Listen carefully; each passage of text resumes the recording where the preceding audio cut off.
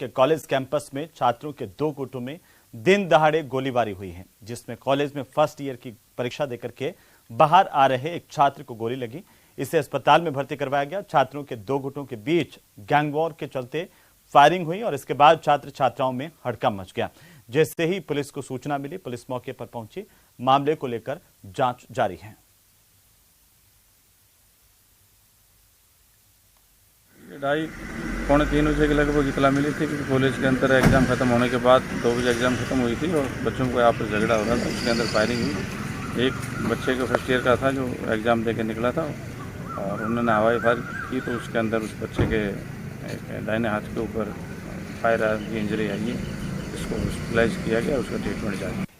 ये घटना मेरे ख्याल से पेपर खत्म होने के आसपास हमारे पियोन जो गेट के पास था वो कह रहा सर आवाज आई थी सड़क की तरफ से। वो गया भी, 2 बच्चे कहीं दीवार के आसपास दिखाई दिए और वो चले गए।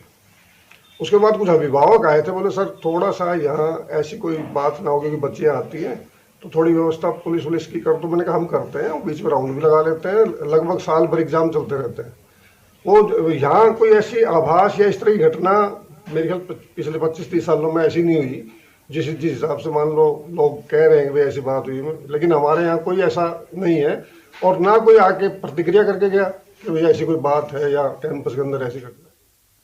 उधर भरतपुर में पूर्व विधायक को जान से मारने की धमकी दी गई है। पूर्व विधायक सुखराम कोहली को अज्ञात मोबाइल नंबर से फोन करके धमकी दी गई। आपको बता दें कि 23 मई को पूर्व विधायक के पास एक फोन आया था।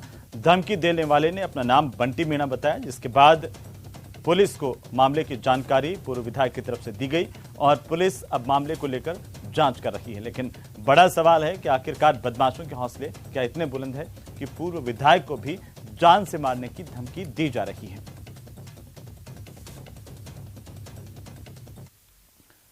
तो वहीं जयपुर एयरपोर्ट पर कस्टम ने सोने की बड़ी तस्करी पकड़ी है और 2 किलो से ज्यादा का तस्करी का सोना बरामद किया है। इसकी कीमत करीब 1 करोड़ रुपए बताई जा रही है। बहरहाल दुबई से जयपुर आई फ्लाइट से यह सोना पकड़ा गया। तस्कर सामान और जूतों में छिपा करके सोना ला रहा था, जिसके बाद कस्टम विभाग के अधिकारियों की तरफ से आरोपी से पूछताछ की गई है।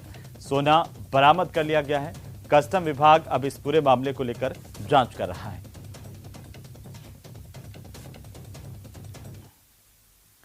चलिए आगे बढ़ेंगे। प्रदेश में नकल गिरोह का सरगना तुलछाराम गिरफ्तार किया गया है। आपको बता दें कि बीकानेर पुलिस की तरफ से यह बड़ी कार्रवाई की गई। नागौर से तुलछाराम की गिरफ्तारी हुई है। आरओ भर्ती परीक्षा में विग से नकल करवाने के मामले को लेकर के पुलिस की तरफ से यह बड़ा एक्शन लिया गया। पुलिस ने 3 आरोपियों को इस मामले में पहले ही गिरफ्तार किया है। वहीं तीनों से पूछताछ के बाद सरगना तुलछाराम को गिरफ्तार कर लिया गया है। चप्पल में डिवाइस से नकल मामले को लेकर के तुलछाराम जमानत पर चल रहा है, लेकिन अब विग मामले में भी तुलछाराम की गिरफ्तारी हुई है, जो कई सवाल खड़े कर रही है। तो आखिरकार नकल गिरोह का मुख्य सरगना धर दबोचा गया है। उधर राजधानी जयपुर में घूसखोरी के मामले को लेकर के एसीबी की गिरफ्त में आए डीओआईटी के निलंबित भ्रष्ट ज्वाइंट डायरेक्टर वेद प्रकाश यादव को आज कोर्ट में पेश किया गया, जहां से एसीबी के विशेष कोर्ट ने इसे जेल भेज दिया। वेद प्रकाश यादव से एसीबी ने लगातार पूछताछ की है। एसीबी ने बुधवार को वेद प्रकाश यादव को कोर्ट से 2 दिन के रिमांड पर भी लिया था, जिसकी अवधि पूरी हुई और इससे पहले एसीबी ने वेद प्रकाश को 3 दिन के रिमांड पर लेकर के गहनता से पूछताछ की थी। कुल मिलाकर के एसीबी की तरफ से वेद प्रकाश का 5 दिन का रिमांड लिया गया। एसीबी के मुताबिक पूछताछ में सहयोग नहीं करने पर वेद प्रकाश को दोबारा रिमांड पर लिया गया था।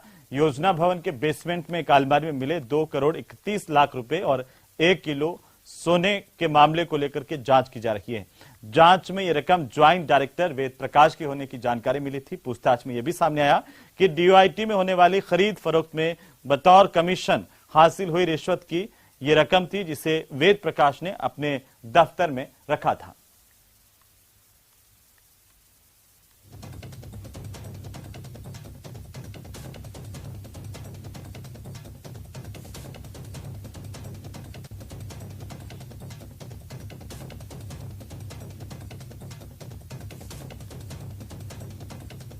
तो इस पूरे मामले को लेकर के जहां विपक्ष हमलावर है और वेद प्रकाश की ये रकम पाई गई, जैसे ही योजना भवन में बेसमेंट में एक अलमारी में 2 करोड़ से ज्यादा की राशि मिली थी। हड़कंप मच गया था और इसके बाद जांच के बाद ये सामने आया था कि राशि वेद प्रकाश की है, जिसके बाद वेद प्रकाश की गिरफ्तारी हुई थी।